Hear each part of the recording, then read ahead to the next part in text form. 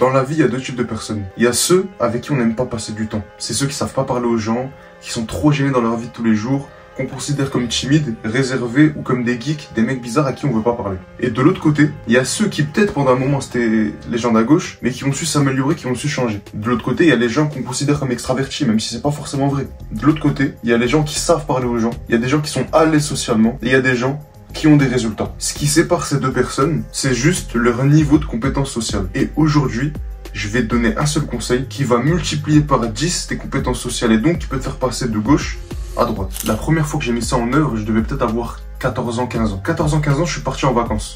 Dans un camping, camp de vacances, appelle-le comme tu veux. Et t'arrives là-bas, tu connais personne. T'arrives dans un camp de vacances, t'es nouveau, tu connais personne. Parfois, il y en a, ils partaient tout seul. Moi, je suis parti avec ma famille.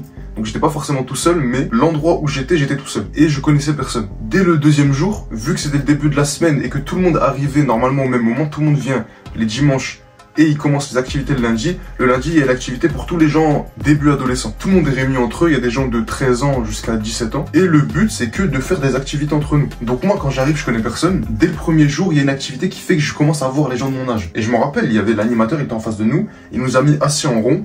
Et chacun devait se présenter un par un. Je sais plus j'avais fait quoi, mais je me rappelle que quand je me suis présenté, j'ai fait une petite blague. Hop, tu connais, les gens ils rigolent.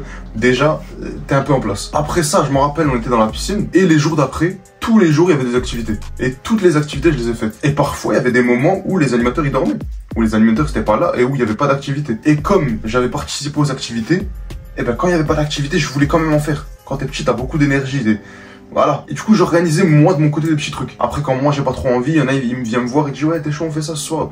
Le soir, on faisait. Et du coup, en une semaine, je suis passé de quelqu'un qui connaissait personne, qui avait même pas trop envie de parler aux gens, et par l'institution, par ce que les animateurs ils faisaient, tout ça, et même par le fait que j'étais qu'avec des gens de mon âge, à la fin de la semaine, tout le monde savait qui j'étais. Et c'est le conseil que je vais te donner aujourd'hui, et il est simple. Il est simple, en fait, il faut juste que tu portes tes couilles avant de le faire. Le plus compliqué, c'est le avant. Quand t'es dedans, après, c'est naturel, tout va se faire automatiquement. Parce qu'on est des humains, on sait comment ça marche à peu près. Toi, t'es là, t'as 14 ans, 15 ans, 16 ans, 17 ans. C'est le meilleur moment pour appliquer ce conseil. Ce conseil, je l'ai fait aussi quand j'avais 19 ans, 18 ans. Et je le fais encore même maintenant. Mais le mieux, le meilleur timing pour le mettre en place, c'est avant tes 17 ans. Et c'est simple. La première chose que tu as à faire, c'est porter tes couilles. Tu regardes cette vidéo, tu comprends ce que je te dis et t'es un peu d'accord. Tu dis ouais, moi aussi j'en ai marre d'avoir des mauvaises compétences sociales. Moi aussi j'en ai marre de dès que je suis dehors, j'arrive pas trop à parler, je bégaye, je suis gêné, j'ai même pas envie de demander pour des choses qu'on peut me donner. Je suis là, j'ai pas envie de parler avec une caissière, j'ai pas envie de parler avec quelqu'un qui doit me parler. J'en ai marre de cette situation, je veux changer. Ça c'est la première étape. T'as envie qu'il se passe quelque chose, t'as envie juste d'avoir de meilleures compétences sociales. T'en as marre d'être le mec avec qui on veut pas parler et tu veux être celui de l'autre côté. Heureusement cette vidéo elle tombe parfaitement parce que tu le savais pas mais t'as ce problème et t'as envie de le changer. Quand t'as cette motivation, faut que t'arrêtes de te défiler. Utilise cette énergie pour faire un peu d'argent. Quand je dis un peu, c'est vraiment un peu. De toute façon, si t'as 14 ans, 15 ans, 16 ans, tu pourras peut-être pas travailler, mais souvent, tu vas demander de l'argent à quelqu'un. Quand t'as un peu de cet argent, tu trouves un camp de vacances ou un camping. Peu importe où t'es, les meilleurs c'est dans le sud et le meilleur moment c'est l'été. Tu prends une semaine cet été dans laquelle tu vas être dans un camping, un camp de vacances. Tout. Tu vois la France, tu connais la France ça fait à peu près ça, et là il y a le bas. Chaque camp de vacances qui se trouve en bas, ça peut être qu'un camp de vacances avec d'autres personnes de ton âge qui auront envie aussi de partir en vacances et parler avec des gens qui connaissent pas. Donc tu choisis n'importe quel camping ou camp de vacances qu'il y a dans le sud, tu demandes à tes parents si jamais tu sais pas comment rechercher, tu dis ouais j'ai envie d'aller en camping en vacances, est-ce que vous pouvez m'envoyer quelque part dans le sud? Et donc ils vont t'envoyer dans un camping, même si c'est pas loin de chez toi en vrai. Si t'es déjà dans le sud, ben trouve un endroit dans le sud, même si c'est pas loin de chez toi, camping, tu pars. Dès que t'as fait cette étape, c'était le plus compliqué. Le plus compliqué c'est de porter ses couilles, d'essayer d'organiser ça et d'y aller. Maintenant que t'es sur le chemin pour y aller, tes parents ils t'ont mis bien pour que tu y ailles, t'as réussi toi-même, tu t'es débrouillé pour avoir un transport, l'hébergement, tout ça. Normalement pour manger c'est facile. Et je te conseille même, de base j'aime bien dire aux gens faites ça tout seul, débrouillez-vous tout seul, mais je te conseille même de prendre quelqu'un avec toi. Moi la dernière fois que j'ai fait ça c'était peut-être il y a 2-3 ans et je l'ai fait avec un pote à moi, on est parti à 2 et de 2 on a fait ce que je t'expliquais là. Si jamais t'es assez grand dans ta tête pour le faire tout seul, sinon tu pars avec tes parents. Maintenant, t'es arrivé dans le camp de vacances. On est peut-être le 17 juillet, t'es là, pendant une semaine, tu vas être ici. Première chose que tu fais, tu regardes les activités. Moi, je fais tout le temps ça, je fais un repérage. En plus, j'appelle vraiment ça comme ça, tu fais un repérage.